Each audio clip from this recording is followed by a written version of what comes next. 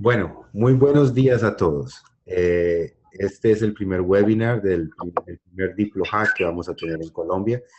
Les agradecemos a todos ustedes por su participación y pues vamos a tratar aspectos generales de la situación de la libertad de prensa en Colombia. Tenemos con nosotros al profesor Camilo Tamayo de la Universidad de AFIT.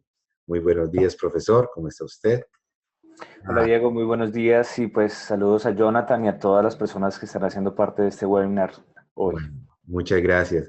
Les digo que yo voy a controlar un poquito el mute para que los sonidos de background no afecten mucho. Bueno, muy buenos días, profesor Jonathan Bock, ¿cómo está usted? Muy buenos días, Diego, Camilo y todos los participantes. Muy contento de estar acá. Bueno, Conocer quiénes van a les voy participar. a pedir a los dos panelistas que se presenten. Lo había olvidado con el profesor Camilo. Por favor, Jonathan, si tú puedes decirnos un poco de lo que hace la FLIP. Sí, bueno, yo soy periodista.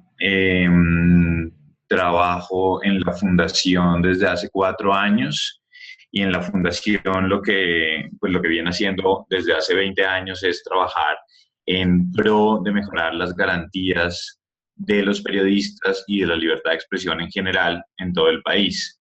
Y pues parte de mis funciones han sido trabajar mucho en talleres con periodistas en las distintas regiones, hablar con autoridades regionales para mirar en qué se puede mejorar y tocar diferentes temas que son algunos de los que más dificultan la labor de los periodistas, como son temas de protección, de publicidad oficial y bueno, varios asuntos que iremos hablando en esta charla.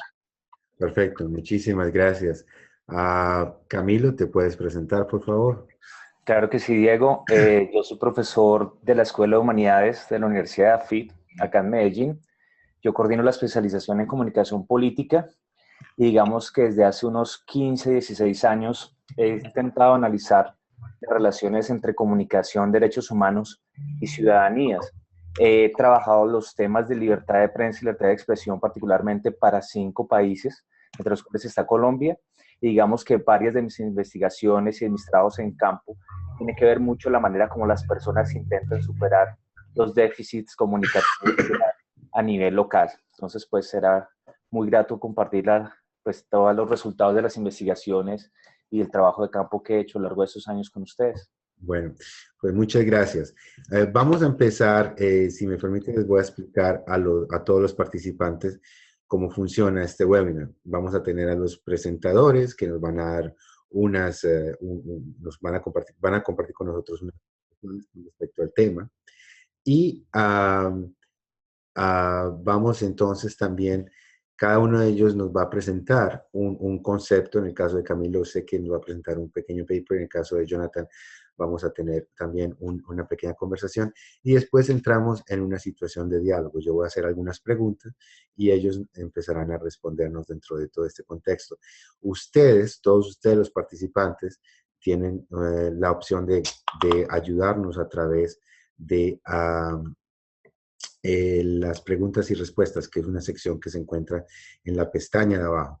Ustedes ven, desgraciadamente el sistema está en inglés. Tenemos la sección Mute, Stop Video, Participants, Q&A. En Q&A ustedes pueden hacer las preguntas y ya de ahí podemos empezar. Y la otra parte es lo de el sondeo. Tenemos 2 preguntas. Una es de 1 a 5, 5 siendo la mejor. ¿Cómo describe la libertad de prensa en Colombia? Entonces, 1 bien, 2 más o menos.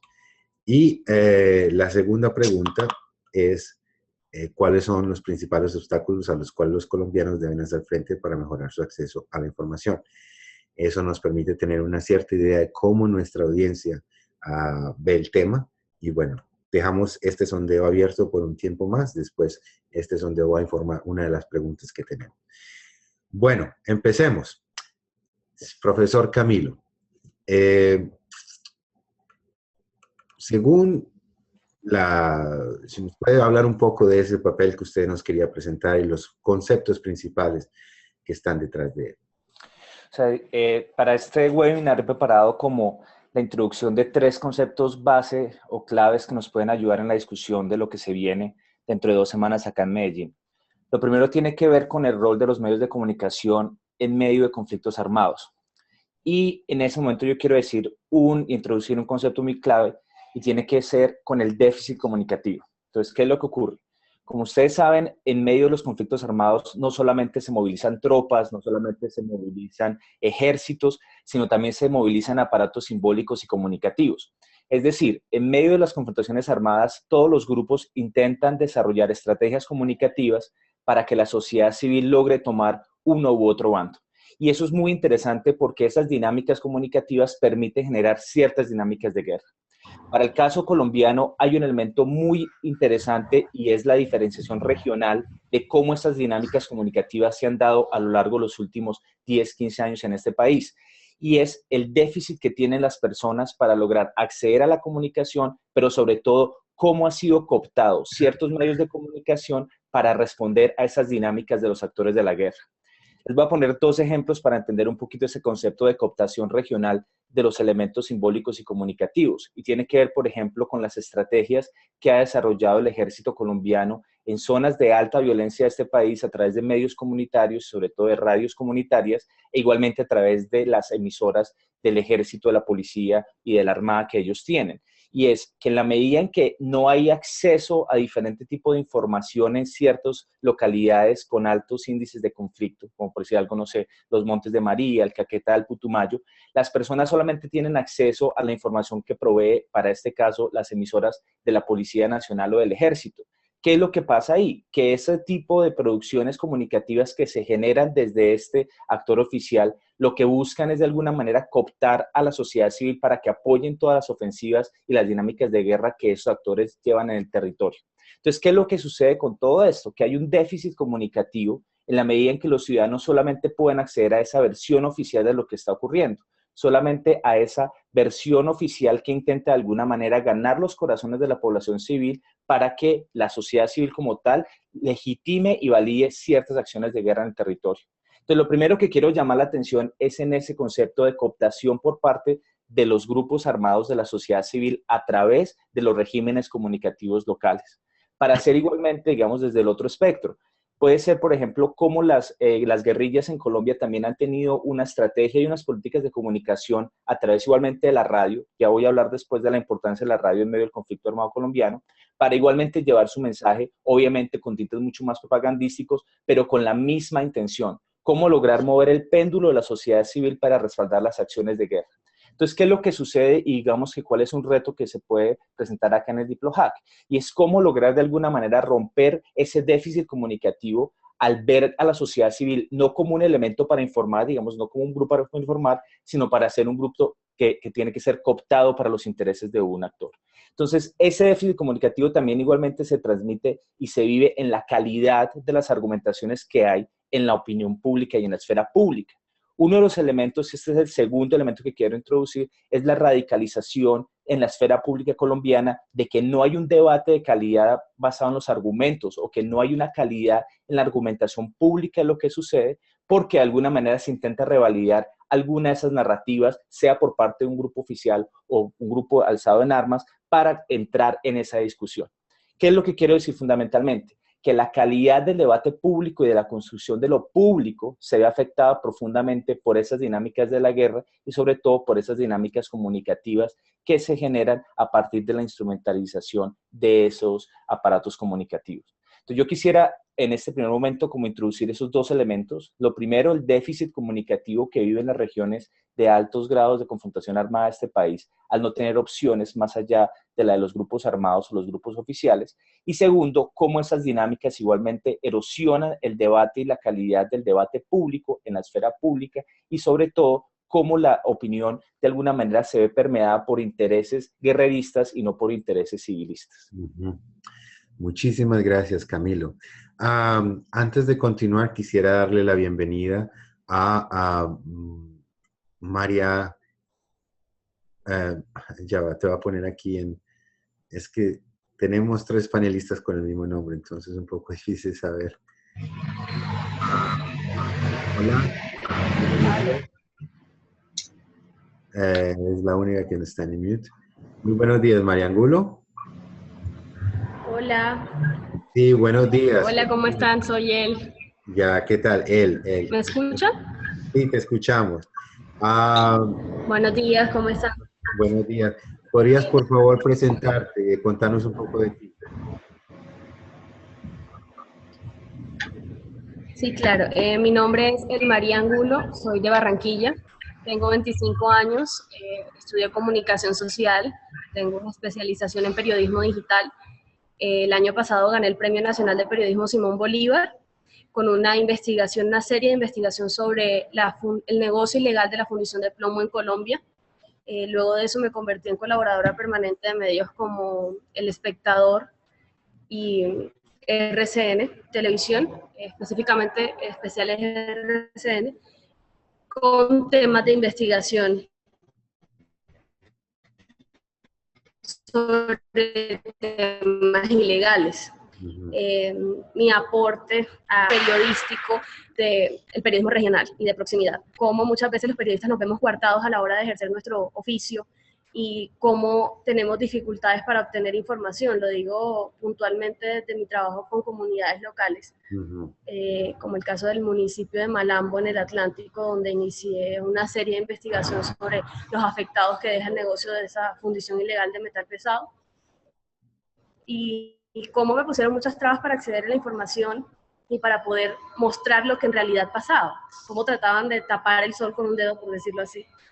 Pero bueno, finalmente terminé sacando la información y me siento satisfecha. Muy bien, muy bien. Entonces, para continuar contigo, No sé. ¿qué comentarios tienes tú con respecto a la presentación que hizo Camilo Tamayo en términos de esos déficits de información que tenemos?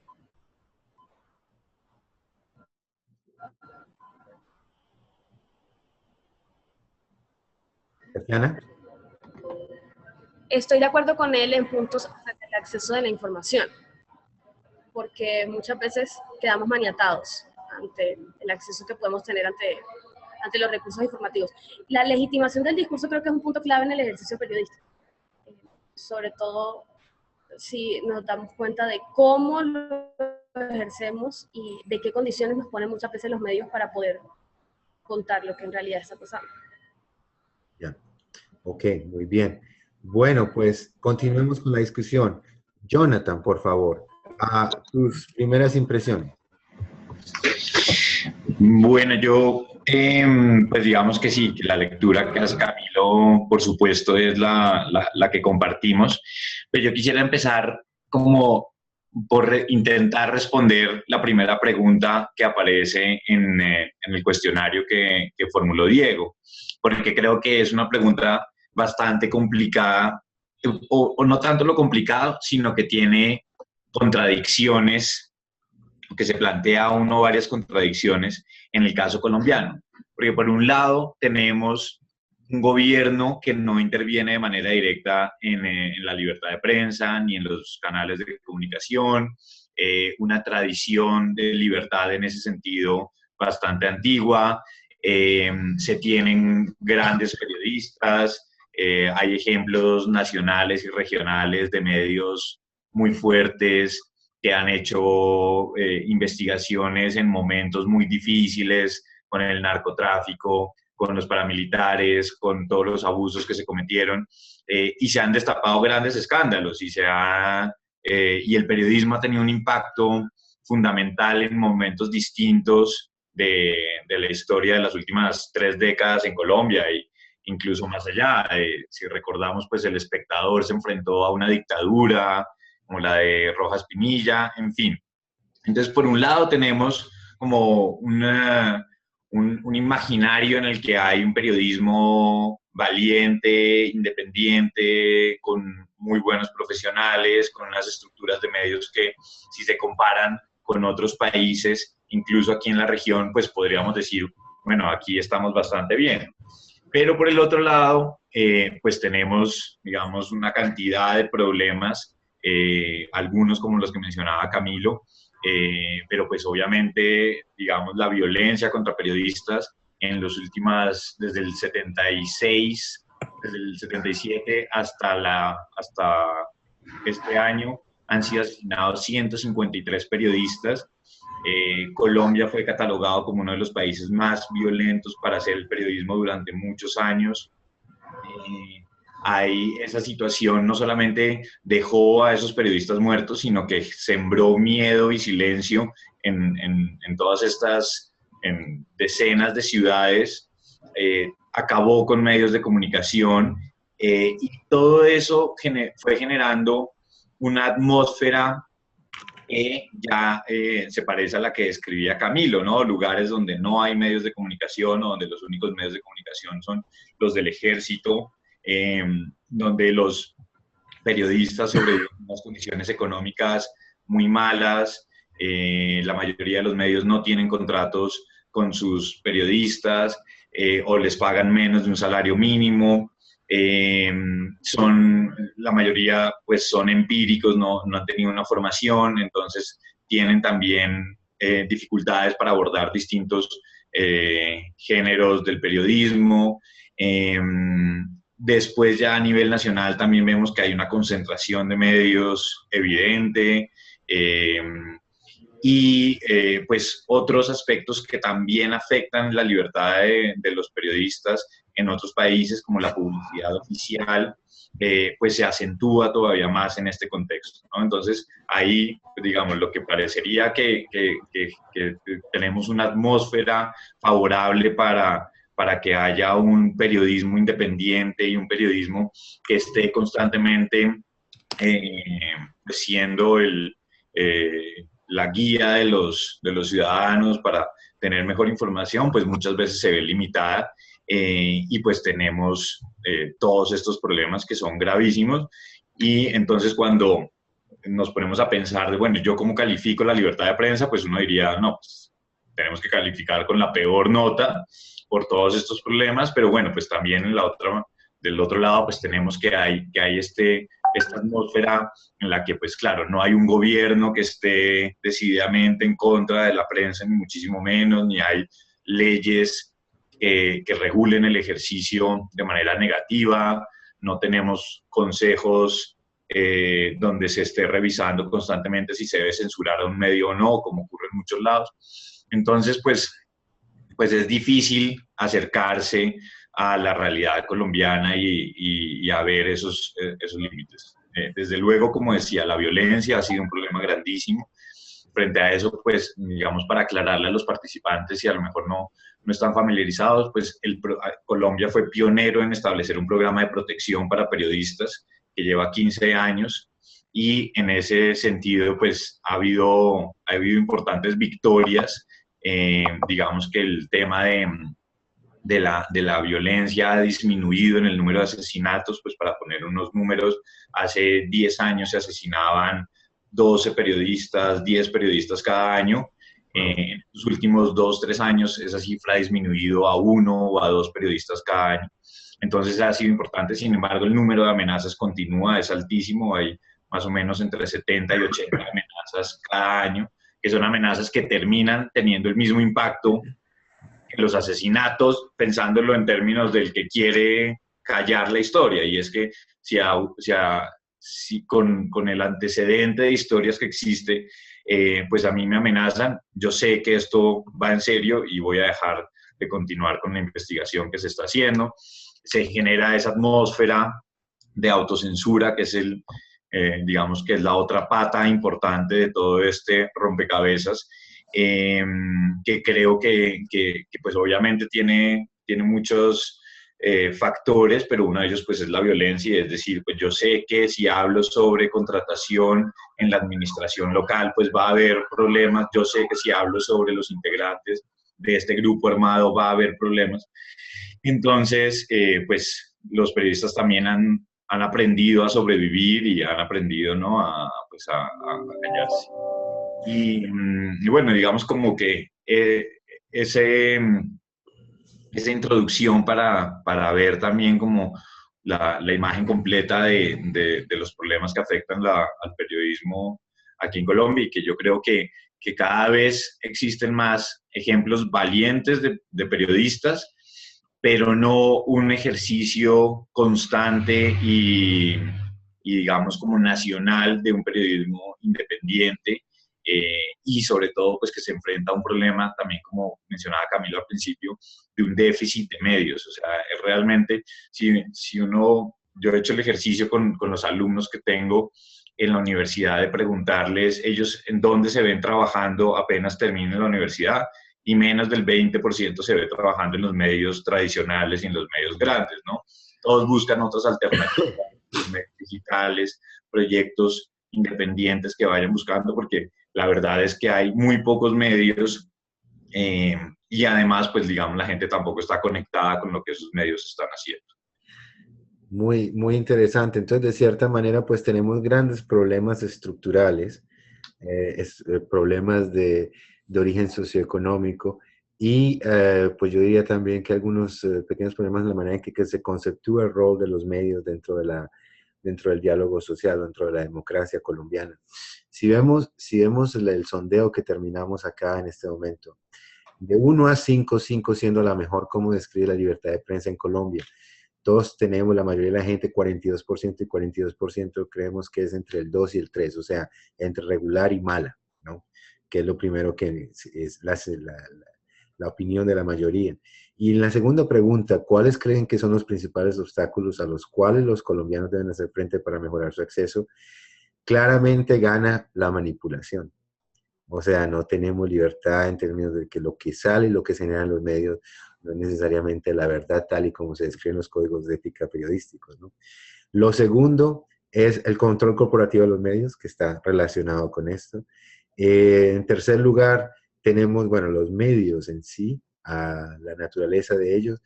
La legislación, un 31%, las políticas públicas, un 35%. La falta de compromiso cívico, un 27%. Y la necesidad de nuevas soluciones, que es lo que nos atañe a todos, el 35%.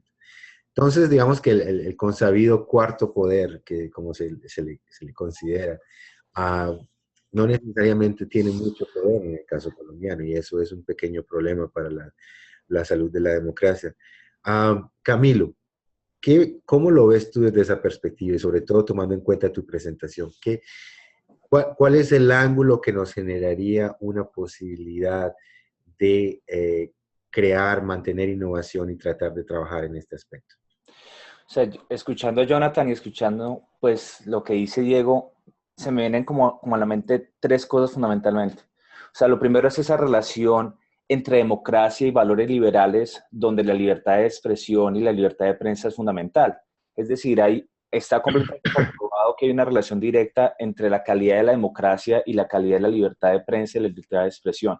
Es decir, en sociedades donde hay mayores capacidades para generar discusiones públicas y discusiones diversas y tener una pluralidad de medios de comunicación donde se pueda hablar libremente de diversas temáticas, se supone y está comprobado que hay un mayor grado y nivel de participación democrática y de vida liberal. Es decir, ahí, por ejemplo, no sé, invito a los participantes del webinar a que consulten el último reporte de una ONG que se llama Freedom House, que ellos hacen un reporte sobre el estado de la libertad de prensa en el mundo y sobre el estado igualmente de la calidad de la democracia.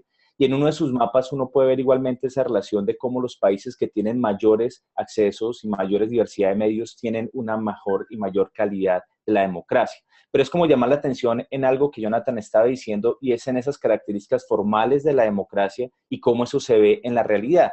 Es decir, formalmente existe la libertad de prensa en Colombia y existen las garantías constitucionales y políticas para que se dé esa libertad de prensa. Tenemos el artículo 19, tenemos la Constitución garantiza sus derechos, pero digamos en la realidad ya es donde empieza a darse esa distorsión y donde se empiezan a complicar las cosas. Y acá es donde yo quiero resaltar algo que igualmente Jonathan decía, y es la poca capacidad y digamos que la poca diversidad de medios de comunicación que hay. Entonces, la encuesta que hacen, dicen, por ejemplo, en temas de manipulación.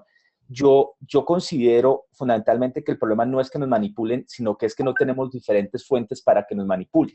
Es decir, no hay la suficiente diversidad de medios de comunicación en Colombia que nos permitan tener diferentes formas de ver el mundo, de accesos del mundo. Y es lo que yo llamo el síndrome de una sola historia.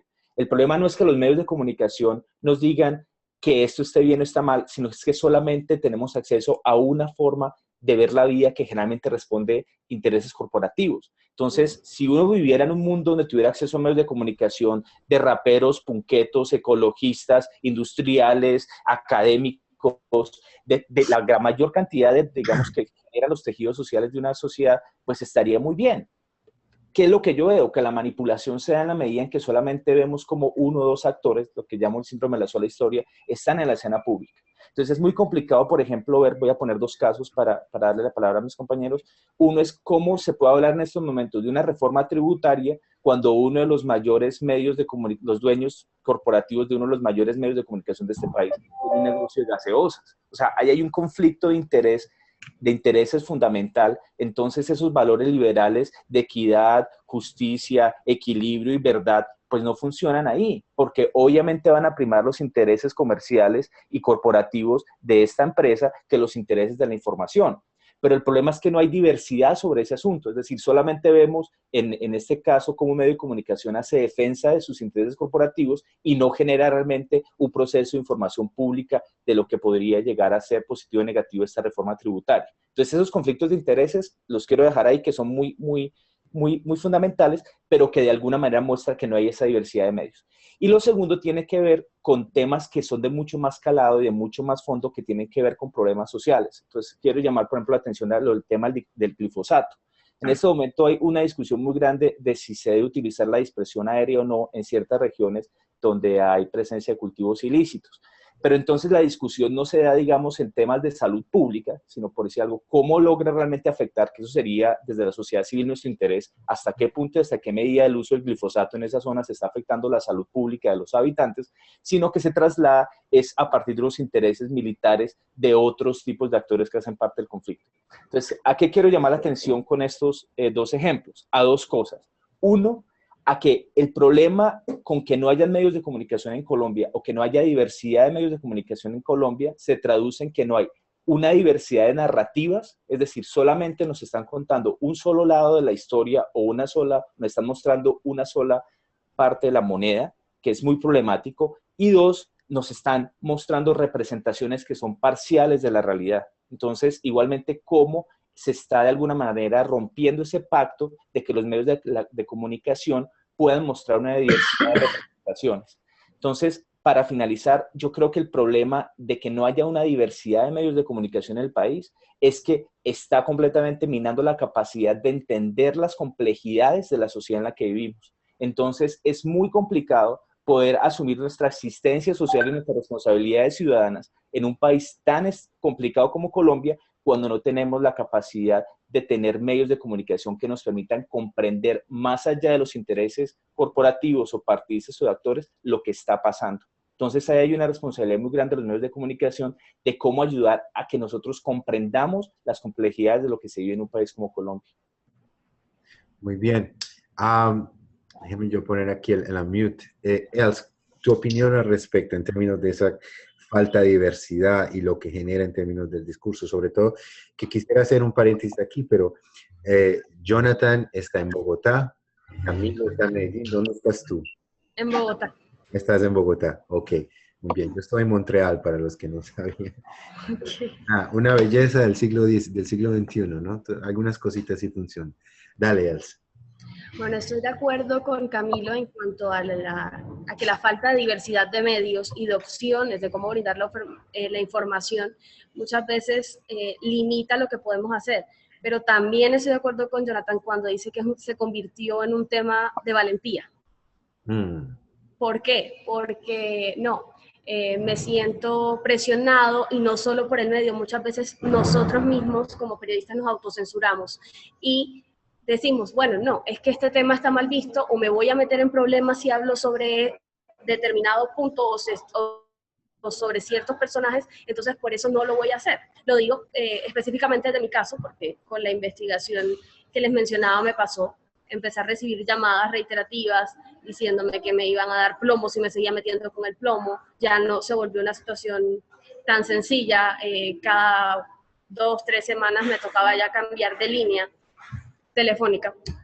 porque recibía ese tipo de llamadas, pero no por eso iba a desligarme del objetivo principal que inicié 3 meses antes, que era demostrar que ese flagelo estaba afectando a una población. ¿Cómo terminas en eso? Con la investigación. Y si bien en principio todos mis colegas me decían, no, te vas a meter en problemas por denunciar ese caso, no es el único, hay no solo una fundidora ilegal, sino que son 5 y eso no va a pasar nada porque una sola golondrina no hace verano, que era lo que me decían. Creo que también esa misma voluntad de decir, bueno, de alguna manera tengo que hacer valer el oficio que elegí y cumplir la responsabilidad social que como periodistas tenemos, que es demostrar que hay situaciones que están afectando a una población. Me encontré indagando con que habían 147 personas afectadas con plomo en sangre y que eso estaba en registros del Ministerio de Salud y que los medios lo sabían, pero no lo habían publicado sino allá en la última línea de un reportaje escueto de miércoles. Y que dentro de esos 147 afectados habían niños. Como que habiendo una afectación tan grande, no solo con personas, sino con el ambiente, porque ya hasta los pozos de agua estaban contaminados, nos íbamos a quedar con las manos cruzadas. Entonces, me parece que la autocensura en ese caso pudo haber sido, no, me da miedo meterme con el tema, o luego de publicar el primer reportaje, no convertirlo en serie ilegal, sino dejarlo ahí. ¿Qué pasó? Me encontré con muchos bloqueos a nivel municipal de acceso a la información. ¿Por qué? Porque buscaba, bueno, ¿cuánto le dejan este tipo de negocios al erario público? Entonces encontré que ese municipio se había convertido en un paraíso fiscal en el cual no pagaban impuestos y fundían toneladas de plomo que salían del país, que esa ruta negra no solo era de ese municipio allá lejos de Barranquilla, sino que empezaba en la capital. Empezaba en Bogotá y se lo llevaban a todas, de Bogotá a Barranquilla, de Barranquilla a Malambo, en Malambo fundían, de Malambo salían al Huila y del Huila lo sacaban al exterior. Si nosotros no somos un país productor de metales pesados como el plomo, como que sí estamos exportando y como que hay registros contables de esa producción, pero no registros de pagos de impuestos. Entonces, bueno, seguí con el tema. Fueron 4 meses y medio de investigación. Hace un año lo volví a retomar y ya lo convertí en una investigación nacional. Volvieron a comentarme lo mismo, que este era un negocio millonario, prácticamente una mafia, y me lo advirtieron, o sea, no te sigas metiendo. Y acá estoy. Entonces creo que sí se puede, sí se puede.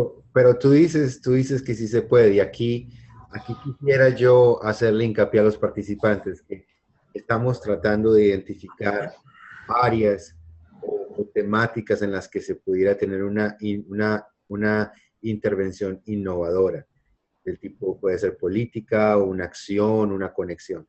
Yo la pregunto a ti, tú dices que sí se puede, pero en términos absolutos, ¿qué ha cambiado con respecto a tu protección? ¿Quién te está facilitando tu seguridad?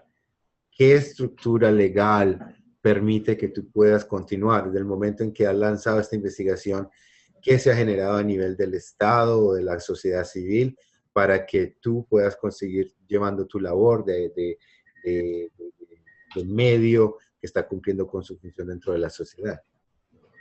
En materia de protección, bueno, el medio en el que trabajaba en esa época, que es el Heraldo de Barranquilla, me brindó todas las garantías, me ofrecían el transporte, como el respaldo para que desarrollara la investigación.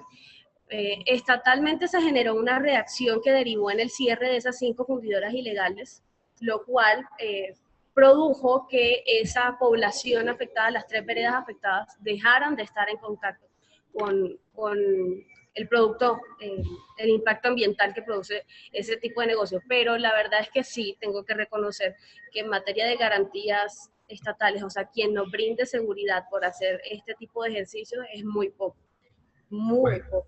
Y entonces una pregunta a los 3 panelistas. Ahí identificamos un pequeño problema dentro de tantos otros. ¿Qué otras opciones se le ocurre a Camilo o a Jonathan o qué otras cosas se pueden implementar en términos de medidas específicas, políticas operacionales, lo que sea, para cubrir ese tipo de problemas. O sea, vemos una eficiencia a nivel de la protección, a nivel de la estructura, a nivel de la coalición de medios y cómo tienen una presencia física dentro del discurso nacional. Jonathan.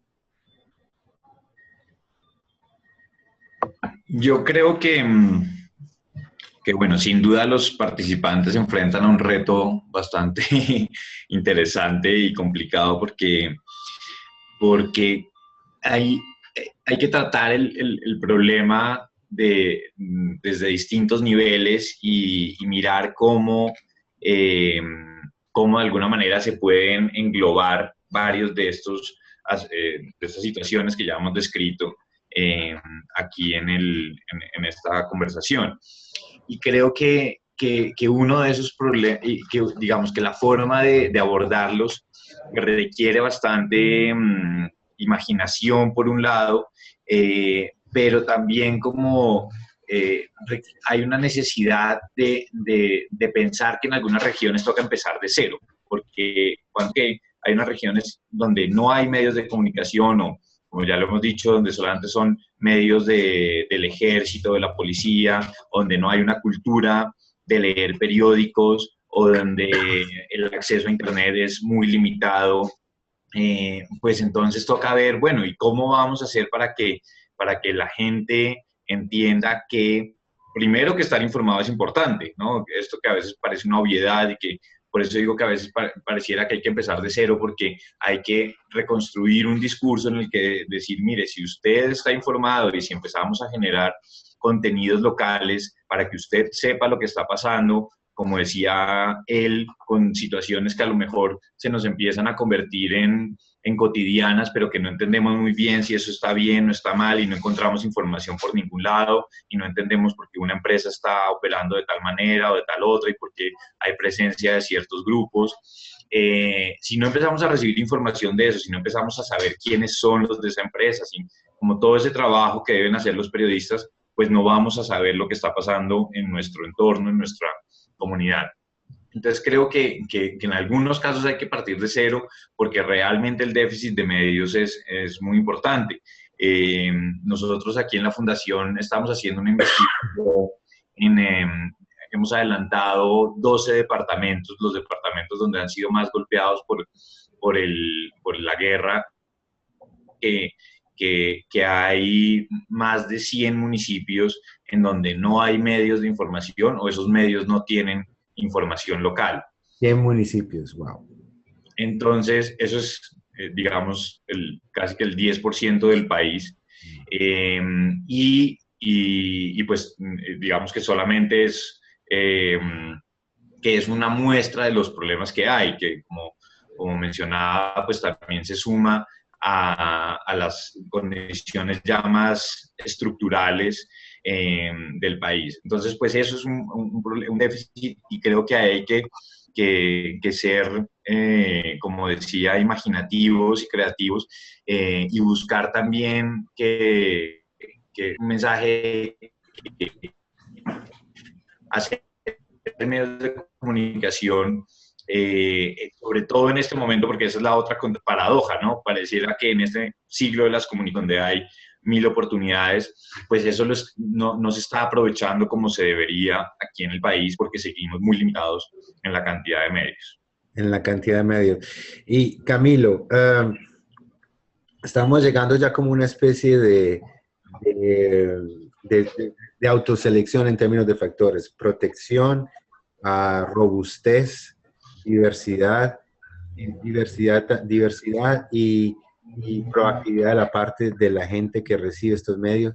Se me ocurre un poco la famosa noción de este señor Noam Chomsky de manufacturar un consenso a nivel de la sociedad. Eso creo que se da bastante aquí en el caso colombiano. ¿Cómo lo ves tú? Si pudiéramos escalonar, un momentito, alguien tiene un ruido de fondo.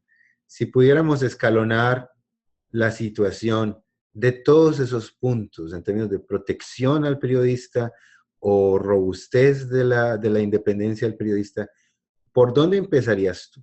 ¿Cuál sería el principal elemento? Yo lo vería en dos situaciones o en dos momentos particulares.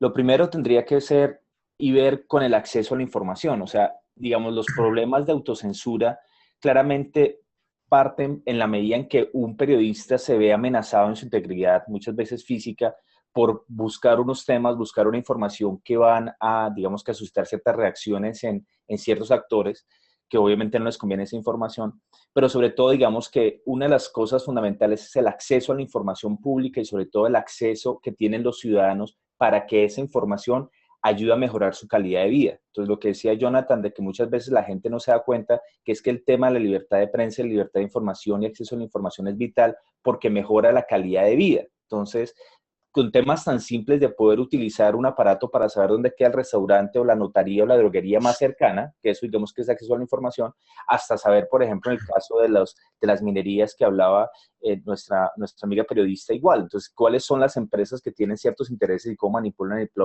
plomo y todo eso? Pero digamos, el primer elemento es, y en eso la Fundación para la Libertad de Prensa, junto con otras organizaciones, han hecho grandes avances acá en el país, es cómo, uno, demandar acceso a la información pública, es decir, cómo lograr generar una estrategia para que todos los ciudadanos podamos acceder a información pública y sobre todo de lo que produce el Estado. Entonces, quiero llamar la atención en otros proyectos que pasan en otros países que se llaman los Data Open, no sé cómo se dice en español, como los recipientes de información pública, donde uno accede a Internet a toda la información que tiene el Estado y que de alguna manera blinda esa capacidad que tenga el periodista de meterse con temas escabrosos para proteger su integridad física. Entonces, un ejemplo. Un pequeño comentario ahí. Entonces tú dices que, y eso es para que los participantes lo tomen en cuenta, tú dices que una política de acceso a la información completa, que es una cuestión administrativa, es también un elemento esencial dentro de un manejo de medios. Claro, en la medida en que yo ejerzo mi ciudadanía comunicativa en este caso, al demandar información de lo que está sucediendo a las autoridades. Es decir, si por ejemplo, un ejemplo que se me viene así a la cabeza. Entonces, se han gastado o se gastaron en este país un montón de dinero a través del Plan Colombia. O sea, Colombia recibe un montón de dinero de cooperación internacional para la guerra. Pero yo no puedo saber, por ejemplo, cuánto de ese dinero se gastaron en armas y quiénes fueron las compañías que recibieron esos contratos y cuánto costó la implementación del Plan Colombia acá. O sea, eso es información pública, pero uno, si quiere acceder a esa información, no está visible y tiene que hacer un montón digamos que de rollos jurídicos y tutelas y de todo para generar esa información. Si hubiera una cultura de información donde toda la información que produce el Estado estuviera pública, que la gente pudiera acceder a eso, se generaría una condición mucho más interesante el respeto a la libertad de prensa, la libertad de expresión, pero sobre todo ese ejercicio de saber cómo esa información va a afectar mi calidad de vida. ¿A qué es a lo que voy puntualmente con esto? Si uno podría empezar a pensarse estrategias para que, por ejemplo, en este caso el gobierno o los estados hicieran públicas sus informaciones, uno puede empezar a ejercer mucho mejor ese control, ese debate y sobre todo esa información en las discusiones públicas. Entonces, ese acceso a la información me parece muy importante, desde cosas tan grandes como puede ser cuánto dinero se ha gastado el ejército colombiano en balas en los últimos 15 años, hasta cosas como cuáles son las políticas de salud, cómo es el estado de las vías, o sea, cómo, digamos, ese manejo de la información pública logra hacerse público. Entonces, ese digamos que puede ser un elemento fundamental, cómo demandar ese acceso a la información, transparencia y sobre todo que podamos acceder a eso. Y lo segundo, digamos que también en aras de este ejercicio, tiene que ver fundamentalmente en cómo lograr demandar que haya una construcción de memoria mucho más fuerte por parte de los medios de comunicación colombianos.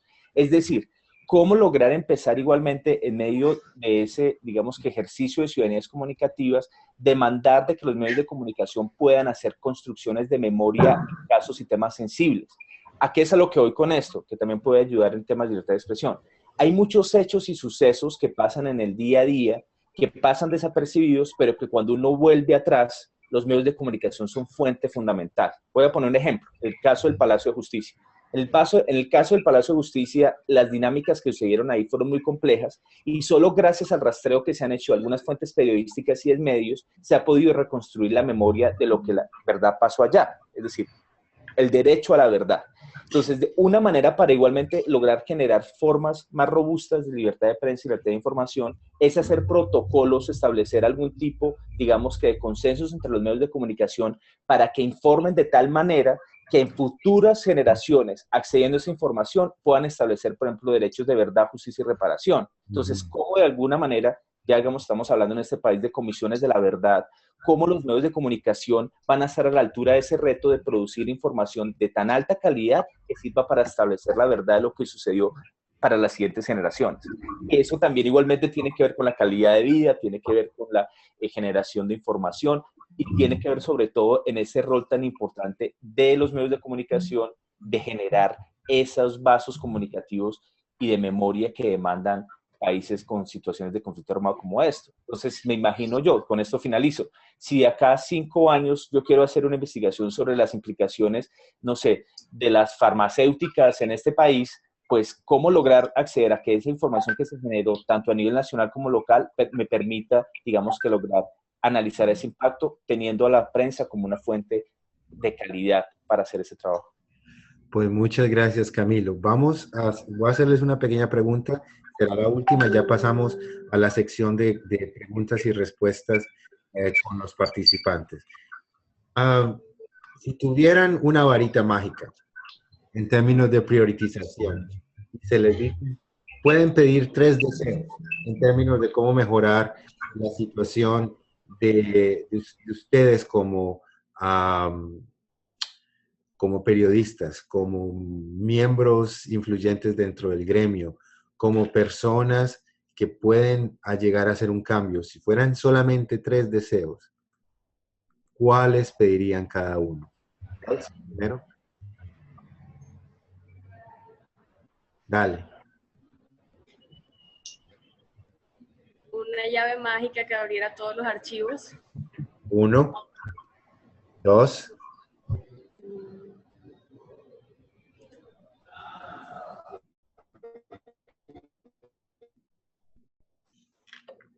¿Aló? ¿Else?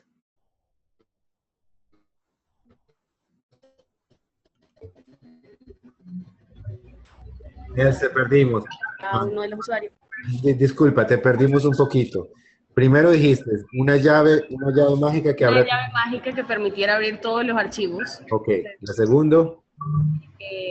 La capacidad de hacerme invisible para corroborar que muchas cosas que están tratando de ocultar sí están pasando, pero, y el tercero, tener una cámara que me permita grabar eso a pesar de ser invisible para poder acumular las pruebas y demostrar.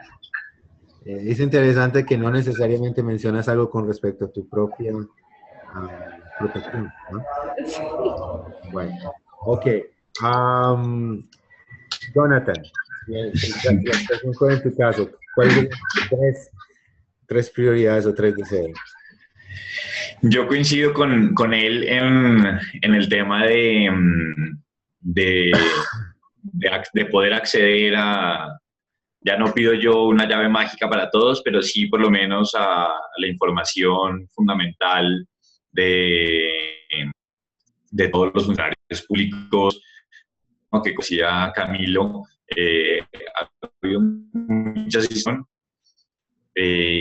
Y eso que no es fácil conseguir que la gente responda a los derechos de petición. Entonces, acceso a la información pública es fundamental. Pediría el segundo deseo que, pues, algo que también me parece que es fundamental, y es que no se asesinen a periodistas por lo que están diciendo ni por lo que están investigando. Y bueno, ya pensando en deseos, pues que todos los periodistas estuvieran untados por la varita mágica con un gran porcentaje de ética en su ejercicio diario. Que también es importante. Muy bien. ¿Y Camilo? Pues en este ejercicio lo primero que yo haría sería lograr que las condiciones laborales de los periodistas no fueran precarias. Y en eso es fundamental, porque si hay algo que marca el ejercicio periodístico es que, sobre todo en muchas regiones de este país, ser periodista significa al mismo tiempo ser asistente de la gobernación, ser el que hace la publicidad para tal cosa, hacer 80.000 cosas, pero lo que muestra es la precariedad del trabajo de ser periodista. Lo primero que haría es condiciones laborales dignas que no precaricen el trabajo de ser periodista en este país, independientemente de si usted está en Bogotá o está en San Vicente del Caguán, donde sea. Entonces, lo primero, condiciones laborales justas para todos.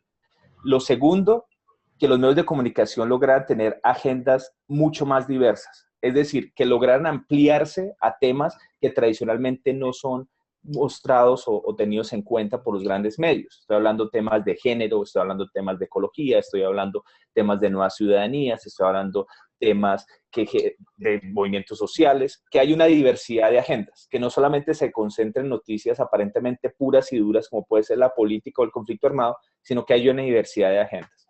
Y finalmente, coincido con lo que dice un poco Jonathan, y es que esa varita mágica garantice el respeto a la vida de los periodistas, que nadie en el mundo tenga que temer por su vida por informar, no solo en Colombia, sino en cualquier parte del mundo, que el ejercicio de ser periodista no signifique una profesión de alto riesgo.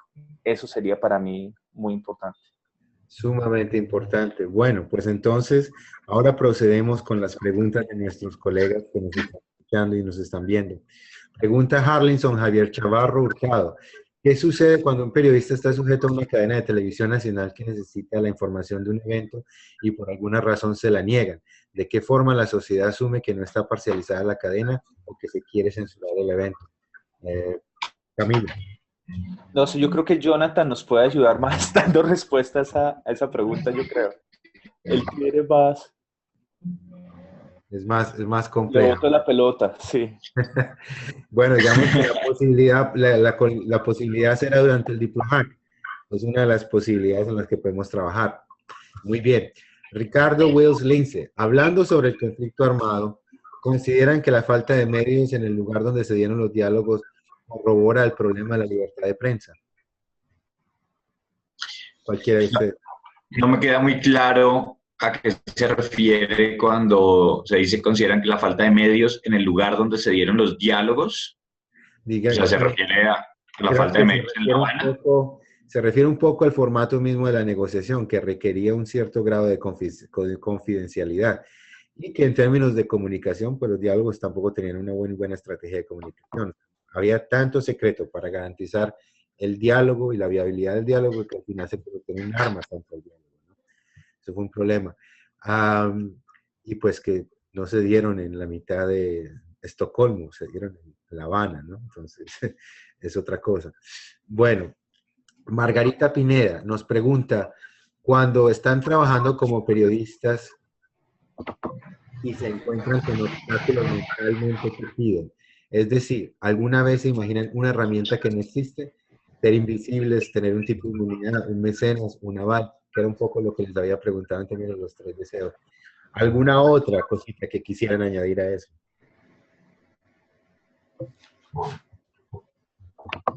Yo ahí solamente quisiera aportar que muchas veces creo que no hay que pensar en soluciones mágicas, sino en hacerlo.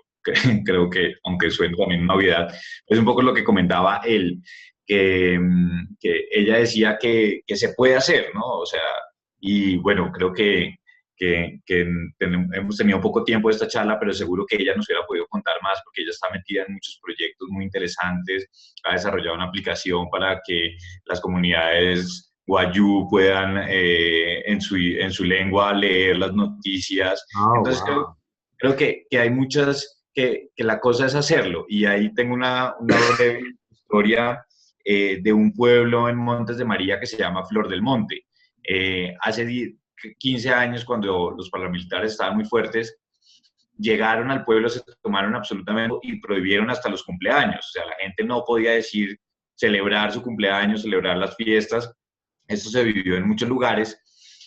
Pasó todo esto y en un esfuerzo muy reciente que lleva 2 años, 2, 3 personas líderes de la comunidad dijeron, bueno, tenemos que reconstruir los medios, la comunicación, entonces hagamos un medio de comunicación, hicieron una radio muy artesanal, con un altavoz en un palo muy alto, y y empezaron a llamar a la gente para que contara lo que había pasado en esos años. Entonces las personas mayores al principio decían, no, yo no quiero contar eso, eso es muy fuerte, se ponían bravos, lloraban y no quisieron. Y recurrieron a los niños para que con las historias que les habían contado sus padres, sus abuelos, pues reconstruyeran eso. Y entonces la gente mayor, al ver que pues eran niños los que lo estaban contando, decían, bueno, si el niño lo puede contar, pues yo también. Y se empezó a generar un tema de memoria muy importante y empezar a decir, bueno, y venga y celebre su cumpleaños, y venga y anuncie si tiene algo importante, y empieza a funcionar un poco la comunicación tan importante en los tejidos sociales. Entonces creo que pues obviamente habría que pensar en escenarios ideales, pero lo importante es tomar la decisión y emprender, pues, con distintos proyectos y soluciones que crean que se van a hacer, porque muchas veces las barreras son más mentales que en la práctica. Muy, muy interesante.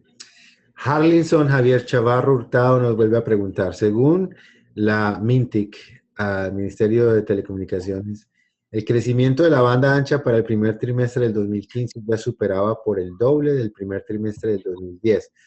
¿Cómo se asume desde el periodismo que haya un crecimiento del consumo de otros medios cibernéticos, digitales? ¿Y cómo se asume que los medios comunes pierden sus consumidores? Que en el contexto actual o en la mecánica actual, consumo es pauta, pauta es oxígeno para los medios.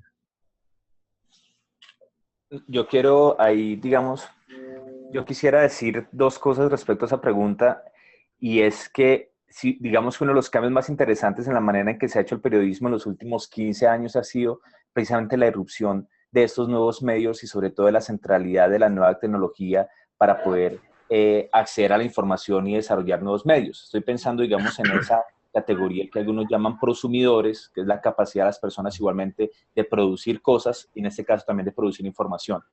Al respecto quiero decir dos cosas. Lo primero es que me parece muy interesante cómo las nuevas tecnologías están ayudando precisamente a generar esa diversidad. El problema ya sería entonces más de acceso. Entonces uno puede ver colectivos de comunicación y procesos de información muy interesantes que están sucediendo en la red, pero que no son de acceso público y no son de acceso mayoritariamente público. Entonces, digamos que ahí la discusión es más que todo en lo que se llama la brecha digital. Cómo a pesar de que de alguna manera se tiene más acceso a Internet, no necesariamente toda la gente que accede a Internet va a consultar esas páginas y esos proyectos de información buenísimos. Es decir, un ejemplo para el caso colombiano que es como el de la silla vacía, pues ¿quiénes son las personas que son los usuarios de la silla vacía? No la gente en común. La gente en común cuando tiene banda ancha se mete a otras cosas, a ver pornografía, a ver videos de gatos en YouTube, pero no necesariamente a esa forma ilustrada de ir a consultar la silla vacía para informarse. Entonces ahí es como llamar la atención de cómo no necesariamente el hecho de que haya más Internet significa mayor información, pero a la vez igualmente es una oportunidad para que la gente haga cosas e informe. Entonces es como esa ambivalencia.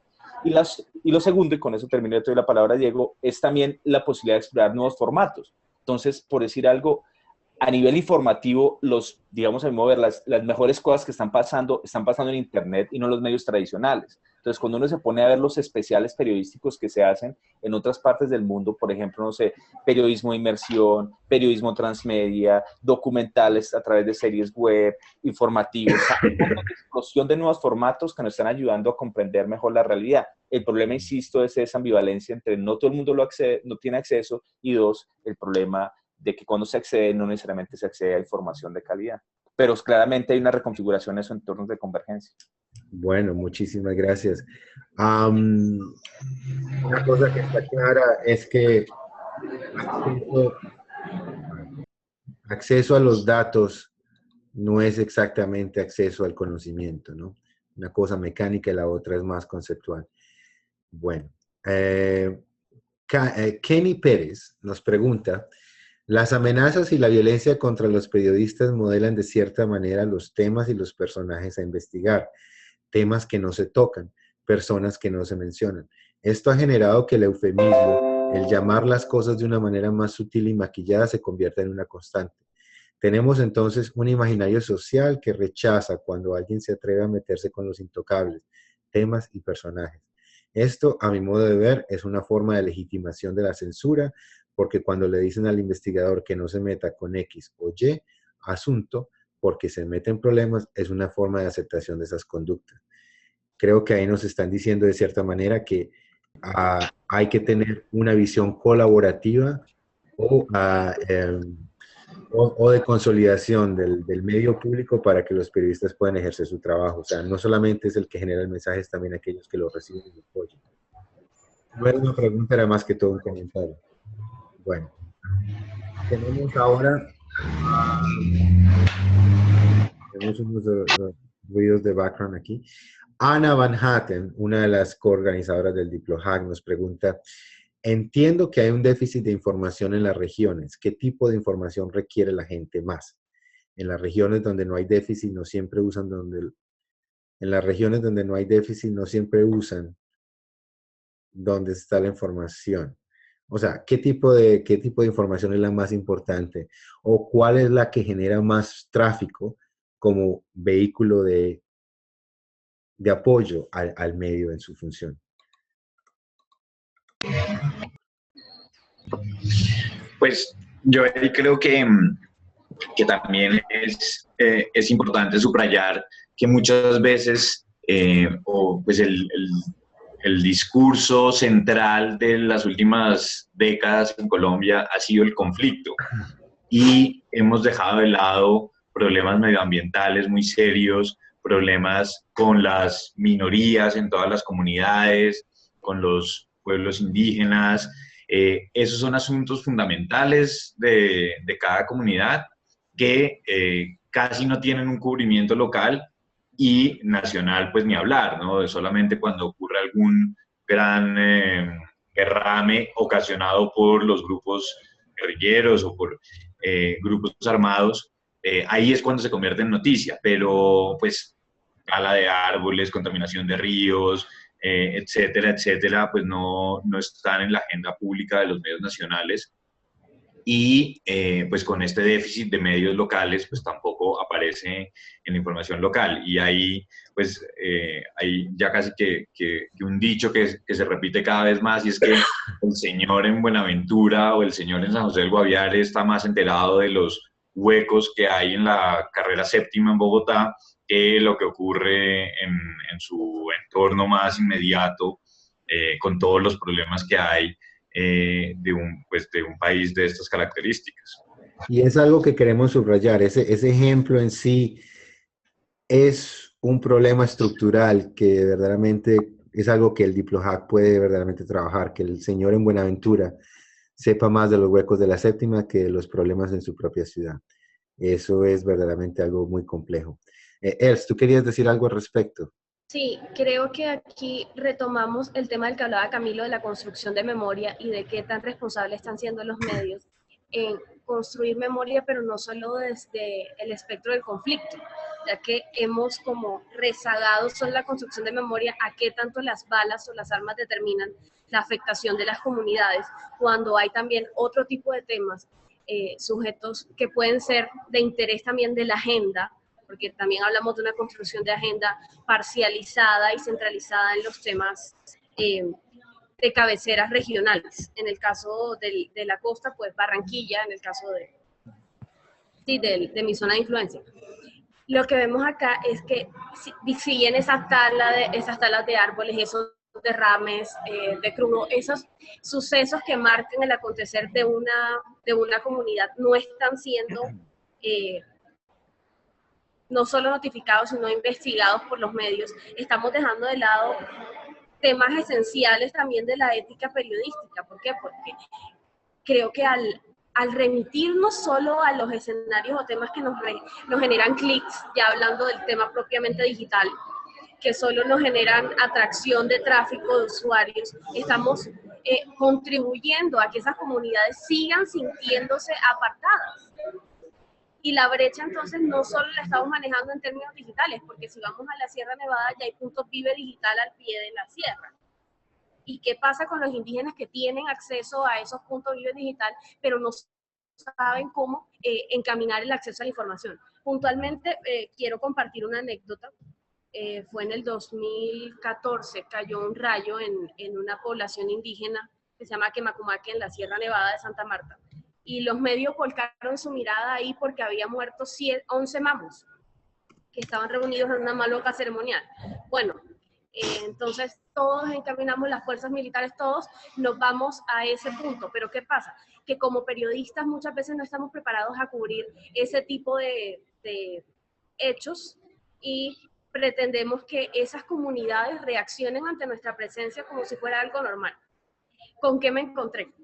Con que las fuerzas militares pretendían llevar ataúdes a esas comunidades indígenas. Eso es un reflejo de la falta de comprensión de la cosmogonía de esas comunidades y que como medios debemos estar como en la potestad de decir, bueno, un momento, esas personas no necesitan ataúdes porque ellos no son más o menos si los sepultan con eso o no. Ellos tienen sus propias prácticas y tradiciones. ¿Qué pasa? ¿Dónde están los espacios periodísticos para contar esas realidades que también merecen ser contadas desde ese tipo de comunidades o cabildos?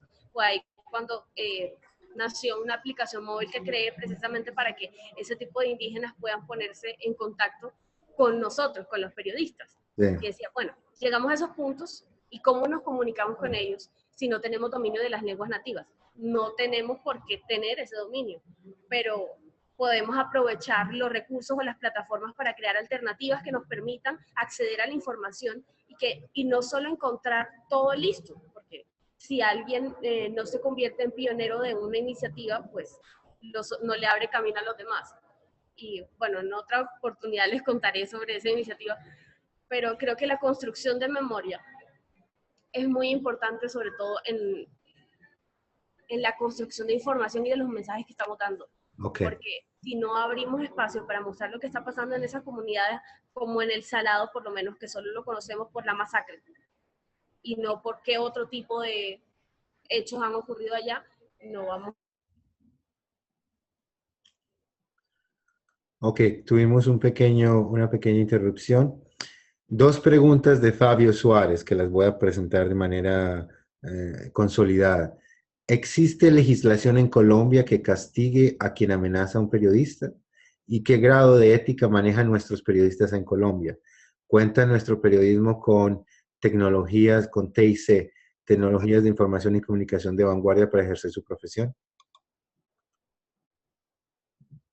Camilo. Pues, digamos que en lo de la parte, voy a referir un poquito más lo de la parte de ética, porque digamos que a nivel de legislación claramente está, o sea, la legislación es clara, en el cual obviamente sí hay todo un régimen legal. Estoy seguro que Jonathan desde la Fundación nos puede ampliar mucho más de esa relación entre el periodismo y pues esas dinámicas de denuncia, de calumnia o de todas esas cosas. Digamos, la parte legal yo sé que los amigos de la FIL nos puede dejar mucho más claras, pero sí hay una legislación que regula eso. Lo de la parte ética, yo también igualmente diría que claramente sí lo hay. Sí hay. ¿Qué es lo que quiero decir con eso? Lo que sucede es que tanto con el tema de ética como con el tema de legislación, en el papel existen las cosas. Es decir, acá Colombia tiene una capacidad santanderista, heredada de Santander muy grande, de crear leyes y de crear narrativas políticas y de crear legislaciones perfectas. Entonces, si me permites, hay un término que creó una profesora de la Universidad de los Andes que marca todo, se llama el fetichismo del derecho. Juliana Lemaitre lo escribió. Exactamente, entonces digamos que a nivel ético hay toda una regulación y hay todo, digamos, un deber ser completamente claro, pero el problema es cuando ya, insisto, digamos, ese mundo ideal y aspiracional que nos provee la ley pasa en la realidad. Pero lo que le quiero decir es, por supuesto, a nivel ético hay de todo. Hay desde esfuerzos que hace, por ejemplo, la Fundación Nuevo Periodismo Iberoamericano de crear una red ética de consulta para que los periodistas mejoren sus estándares de calidad ética, pero al mismo tiempo vemos cómo comunicadores estuvieron al servicio de grupos paramilitares, de guerrilleros o del mismo Estado para hacerle propaganda. Entonces hay muchos periodistas, entre comillas, que su ética no era, digamos, hacer buen periodismo, sino hacerle propaganda a señores de la guerra. Entonces, digamos que ahí es como empezar a mirar esas cosas de que la ética es un ejercicio completamente de filosofía moral personal. O sea, la ética es algo digamos, que se ejerce a partir de unos lineamientos filosóficos, morales que la persona construye, pero que digamos que cuando se es periodista se genera unos niveles más altos porque es en función del servicio público. Entonces, para responder la pregunta que dice nuestro participante del DiploHack, uno es esa tensión entre la ley que está escrita y que no se cumple, es decir, lo legislativo y a nivel de la ética, igualmente, claro, hay unos referentes éticos, pero no se cumple. Y entonces mirar cómo generar que esas políticas o esas narrativas que están en la legislación sean realmente apropiadas y se cumplan. Entonces, más que todo, como ese deber moral de entender la norma y de aplicar la norma y de interiorizar la norma. Pero yo sé que Jonathan nos puede mejorar mucho más esa respuesta. Pues ahí solamente aclarar que no hay una legislación especial para las amenazas contra periodistas, sino es la misma que hay, pues digamos, es la fiscalía la encargada de investigar las amenazas que hay contra cualquier ciudadano y pues evidentemente contra periodistas. Digamos que ahí solamente para aclarar el tema de cuando que hay unos recursos que tiene la ciudadanía para rectificar una información cuando encuentra que está mal, y ahí pues digamos el tema de injuria y calumnia pues serían como las últimas instancias, pero no hay una legislación sobre periodistas o de medios de comunicación en concreto, no la hay como si existe en otros países. Aquí la única legislación especial es sobre el programa de protección a periodistas, que lo que hace es establecer cuáles son los criterios para asignar la protección a los periodistas, en qué condiciones, cuáles son las medidas que se deben hacer, pero pues no hay, salvo, pues, digamos, la protección del ejercicio que tiene el periodismo en Colombia, que está en la Constitución, no hay una legislación puntual para eso.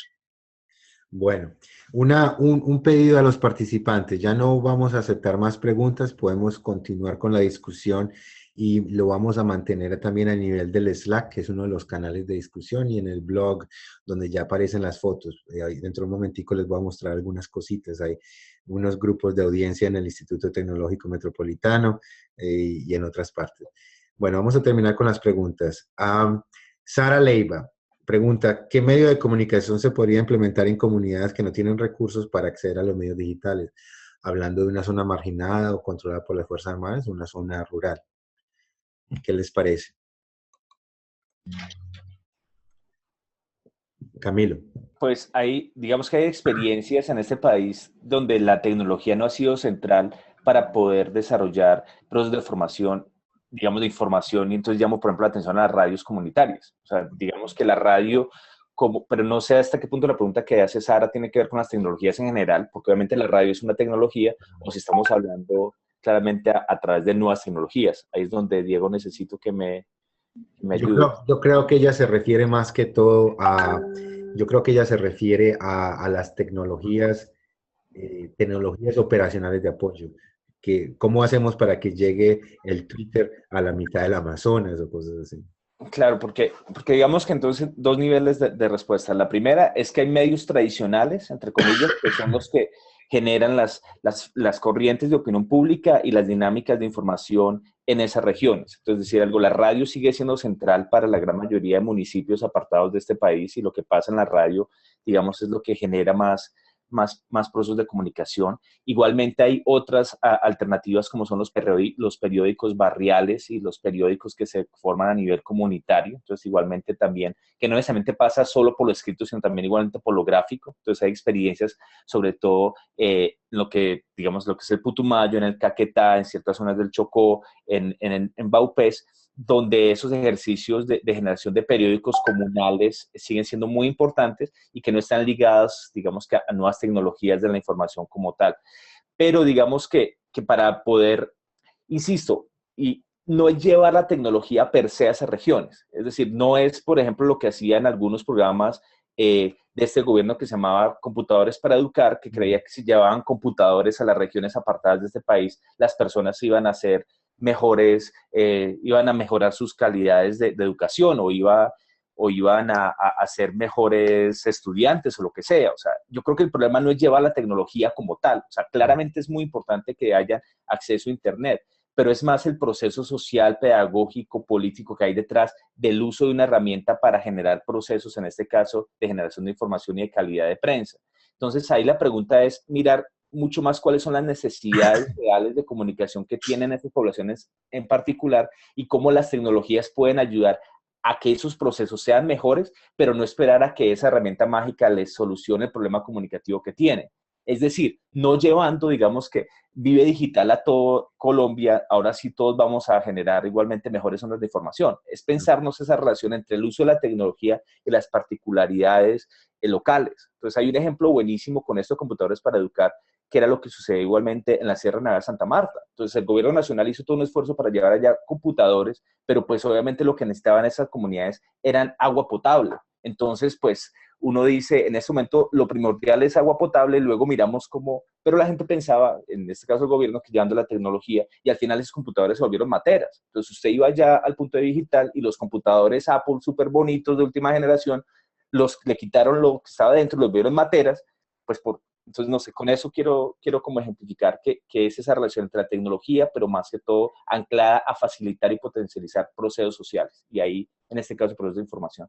Procesos sociales, que es muy, muy importante porque también hay que tomar en cuenta que una entrega de computadores genera noticias, genera votos y genera fotos. Las tablets, entonces hace 3 años estábamos acá a que apunta a tablet, ya no es el computador, sino si regalamos tablets a la lata, acá vamos a ser mejores estudiantes. Claro.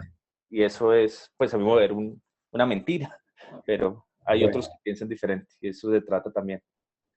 vamos con la siguiente pregunta. Nos pregunta Dayanara Taborda Pérez. Si los mismos periodistas se autocensuran en investigar, ¿cómo es el trabajo de campo? ¿Cómo es el trabajo de campo cuando tienen que hablar con las personas? La autocensura también es para los que viven los problemas directamente. Creo que en esta pregunta es, si existe la autocensura, ¿cómo hace entonces el periodista para luchar contra la autocensura de la parte de sus fuentes?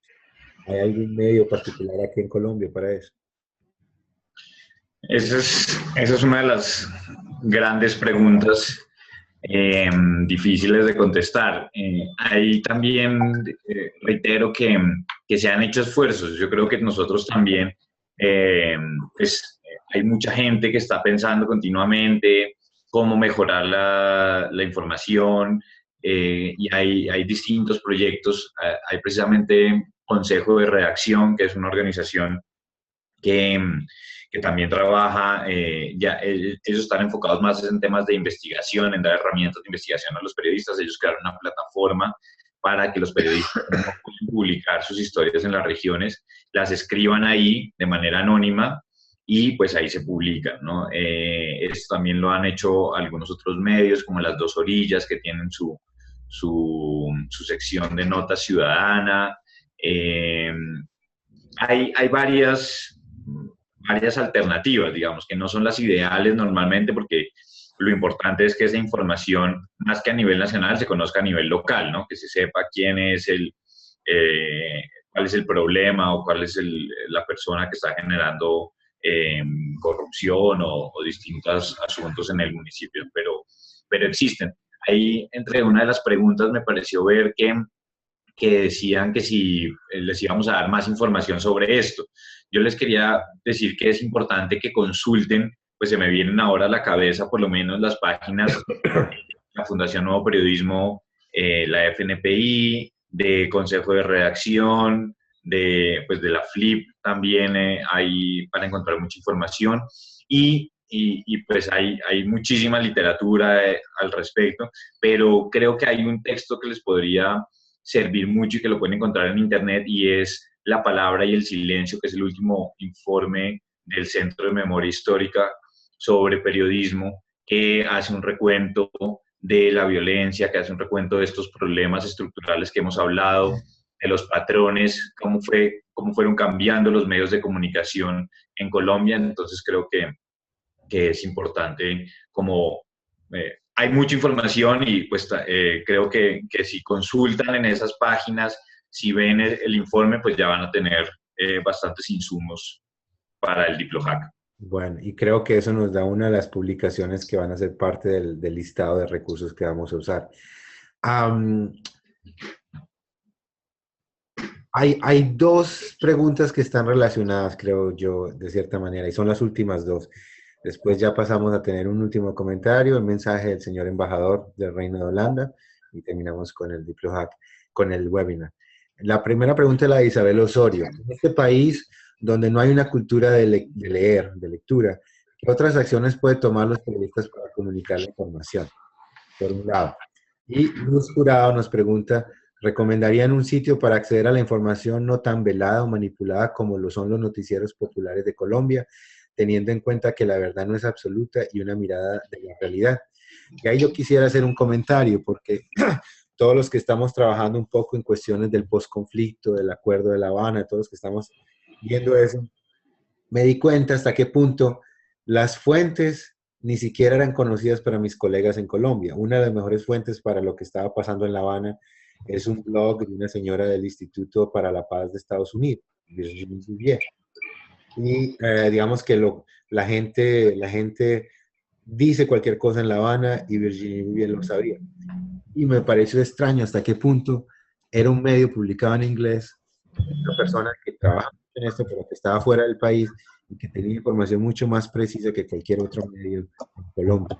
Entonces, es un pequeño problema en el que verdaderamente hay que trabajar. Entonces, ¿qué hacemos con la cultura de leer?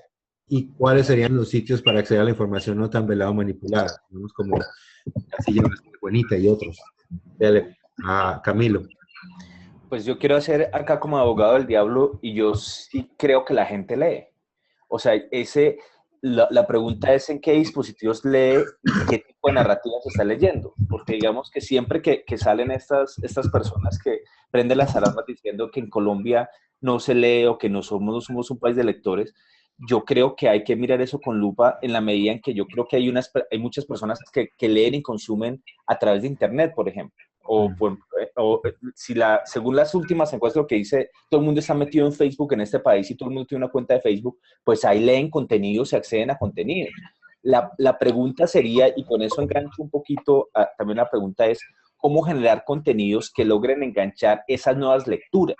Es decir, hay una mirada muy romántica y tradicional a la persona sentada leyendo un libro en un banco de un parque, las 800 hojas, no sé, del Ulises o lo que sea, y ese señor sí lee, a otra persona que está conectado viendo por internet 300 páginas al mismo tiempo y consumiendo contenido. ¿A qué es a lo que voy? Uno, yo sí creo que las personas leen, lo que pasa es que leen a través de otros formatos y otros contenidos. Y eso entonces genera son nuevas oportunidades para cómo enganchar ese nuevo tipo de lecturas. Y ahí tiene que ver con las nuevas formas narrativas del periodismo. Entonces, lo que quiero decir es, el reto es cómo construir contenidos informativos de calidad que estén sintonizados con esas nuevas formas de leer, que no son las tradicionales que pueden ofrecer un libro. Es decir, si se hace una investigación sobre, no sé, los impactos ambientales de la dispersión del glifosato en Colombia, libro publicado por la Universidad de AFID año tal, eso no lo va a leer nadie, pero sí, si se generan nuevas traducciones a las nuevas formas como se leen, pueden tener impactos. Y en eso quiero llamar la atención a diferentes empresas informativas que sí han logrado sintonizar eso. Entonces, quiero llamar, por ejemplo, la atención a unos experimentos que hace el periódico The Guardian en cómo generar que sus noticias ya no sean, las informaciones, digamos que de largo aliento están en la página web, pero generan pequeños elementos y cortos de noticias para Twitter, para Facebook, que son videos cortos, o incluso informaciones para Snapchat, que son videos cortos de 2 minutos y medio, sin audio, donde muestran y cuentan la noticia de diferentes ángulos. Esas son nuevas formas narrativas, o igualmente las que generan otras empresas informativas a través de visualización de datos, por ejemplo. Todo lo que tiene que ver con la operacionalización de Big Data y de Web Matrix que generan nuevo tipo de información. ¿A qué es a lo que voy finalmente? Entonces, es cómo sintonizar esas nuevas formas de lecturas con esas nuevas formas de información. Y lo segundo, con lo de si se puede, digamos que, acceder a información no manipulada, yo diría, o digamos independiente, otras formas, yo diría es como seleccionar las agendas que son de interés de uno. Entonces, si hay un interés particular en cierto tipo de agendas políticas, sociales, económicas, de género, lo que sea, uno sí tiene que tener la tarea y la responsabilidad como ciudadano de empezar a buscar otro tipo de informaciones que den información de calidad. Entonces, Diego decía, por ejemplo, a los que nos interesa lo del proceso de La Habana, pues obviamente lo que es información de calidad no la vamos a encontrar ni en RCN ni en Caracol, por supuestamente, obviamente no. Hay que ir a otras fuentes mucho más especializadas, toca escarbar, pero es, digamos, que tener esa curiosidad de ir a esas fuentes. Entonces, estoy llamando la atención, por ejemplo, no sé, hay una red internacional que se llama Indymedia, que tiene otra forma de ver la realidad que es interesante. The Guardian, también que es el británico, Al Jazeera, RT, que es de una agencia de noticias de Rusia, el New York Times, hay una plétora de medios de comunicación que lo que hay que uno hacer es intentar buscarlos, acceder a ellos. ¿Y cómo eso se hace? A través de la curiosidad. Pero lo que insisto es la responsabilidad que uno tiene como ciudadano de definir cuáles son las agendas que a uno le gusta. Entonces lo pongo con el tema del fútbol. Si uno se queda escuchando a Carlos Antonio Vélez, pues obviamente su mirada del fútbol va a ser muy limitada, pero pues si uno se pone a escuchar a otras personas que hablan también de fútbol, pues va a enriquecerse. Y para eso es como el fan, y en esos términos nuevos de entornos de convergencia, uno sí tiene que ser como el fan de la búsqueda de nuevas agendas y de nuevos recursos de información. Entonces, si yo soy el más gomoso del proceso de paz, o si yo soy el más gomoso de fútbol, pues tengo que empezar a escudriñar y buscar estas informaciones que no generalmente van a pasar por los grandes medios. Y en eso soy completamente radical. Si uno cree que se va a informar de calidad a través de los tradicionales medios de comunicación, ahí hay que revisar eso. Terrible eso, es porque es que verdaderamente también hay que ser, y volvemos al mismo tema, una ciudadanía proactiva, una ciudadanía que verdaderamente tome el espacio, porque en el caso colombiano no hay un filtro como el que puede existir en China o las restricciones estructurales que tenemos, por ejemplo, en Cuba. La gente tiene que irse a unas plazas para poderse conectar con el Internet, mientras que aquí puede llegar lo que usted quiera, la cosa es que la gente no necesariamente los va a buscar. Eso es importante. Jonathan.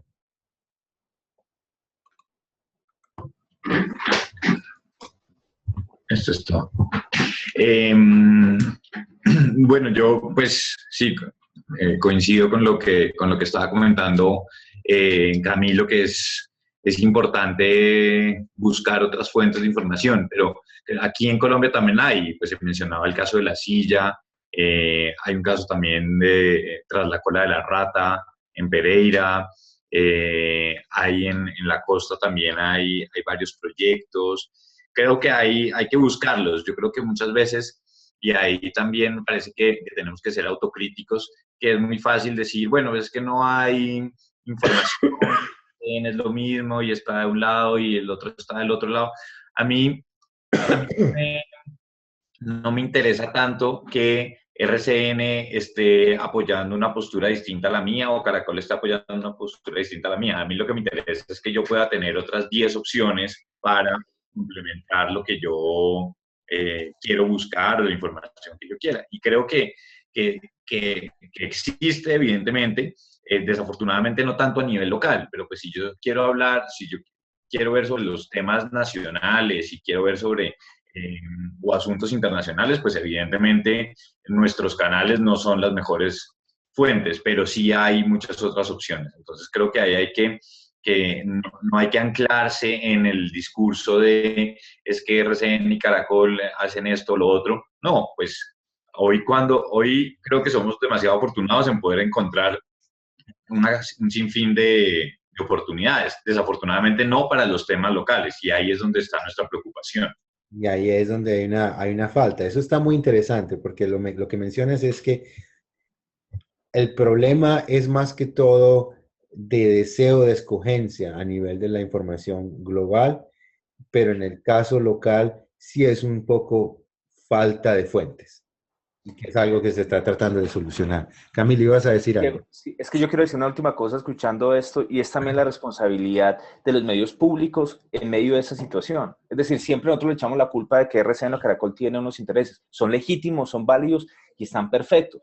Pero a mí me llama la atención digamos, que esa falta digamos, que de cuidado que tiene el Estado colombiano en fortalecer medios de comunicación públicos que ayuden precisamente a hacer esa escena y esa ágora donde se debate públicamente los intereses desde el punto de vista de los ciudadanos. Entonces, pensando acá lo que ustedes están diciendo, yo creo que uno también, y puede ser algo que nos sirva para el DiploHack, es pensar hasta qué punto y hasta qué medida fortalecer los medios de comunicación públicos de este país también puede ser una alternativa para mejorar esa calidad de información. Entonces, Sí. ¿cómo demandar, por ejemplo, que realmente, Señal Colombia hace cosas maravillosas, por ejemplo, en cuestión de programas de televisión para niños? A nivel infantil, se ha ganado premios internacionales, pues no es porque se haya ganado premios internacionales que son buenos, sino que generan programas de calidad en información y entretenimiento para niños. ¿Por qué no sucede lo mismo con franjas informativas?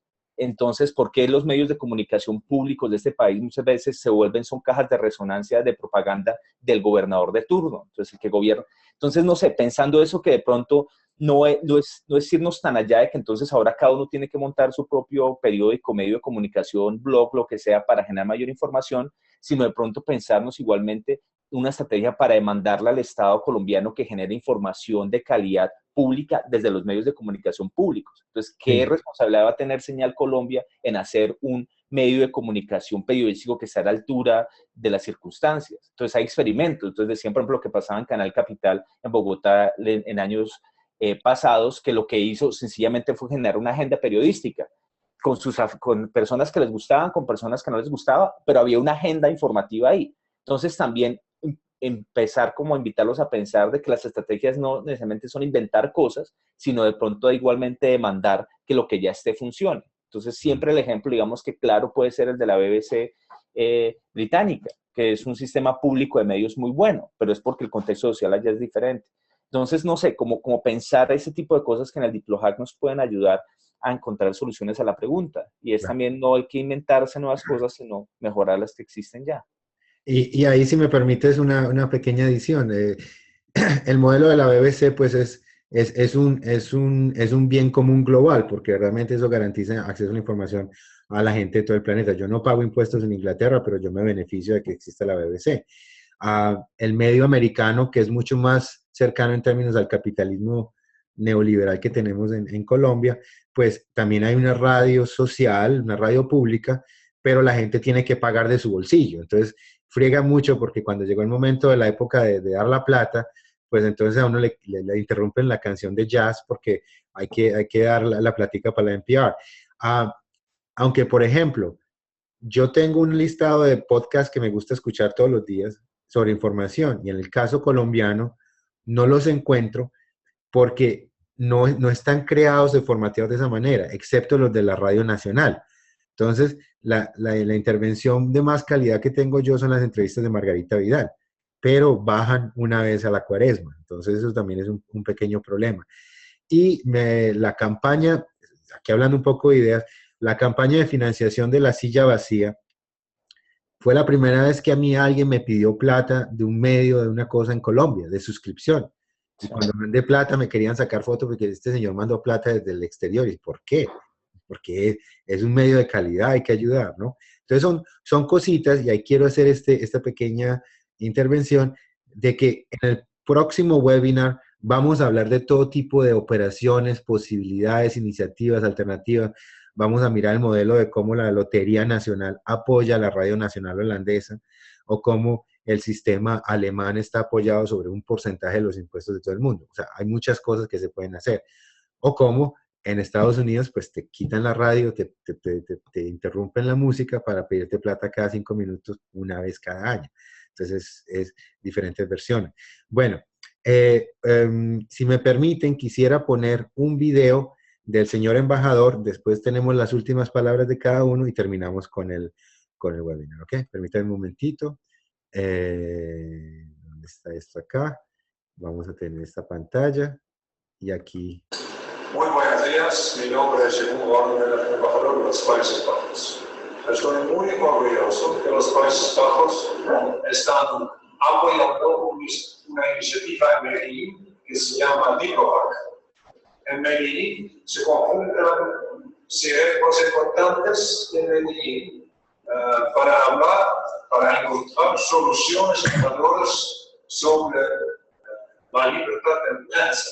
La prensa juega un papel muy importante en cada sociedad, y nosotros, en conjunto con la Fundación de Libertad de Prensa y la Secretaría de España y el experto, el señor Diego Osorio, Vamos a organizar este evento para encontrar soluciones innovadoras para proteger y asegurar la libertad de la prensa. Yo espero que ustedes van a seguir los acontecimientos en Medellín.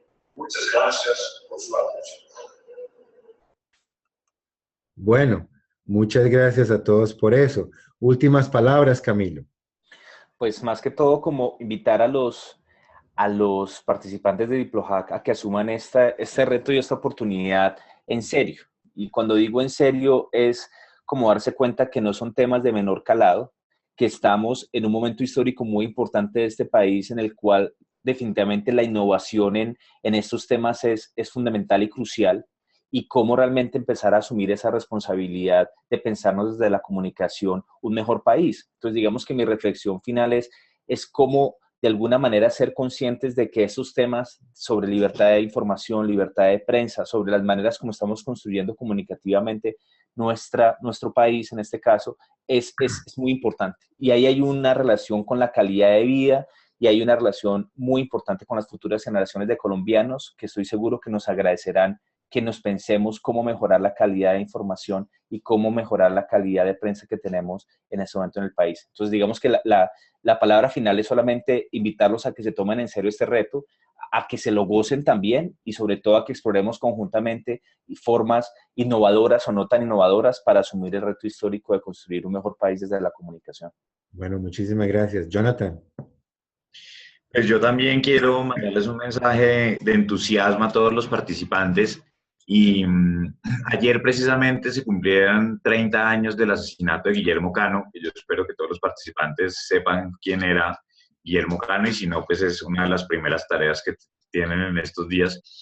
Y en un conversatorio que se hizo recordando su trabajo, recordando quién era, una reflexión que salía es que muchas veces damos por sentado que de las libertades que tenemos y que vivimos en un ambiente de libertad.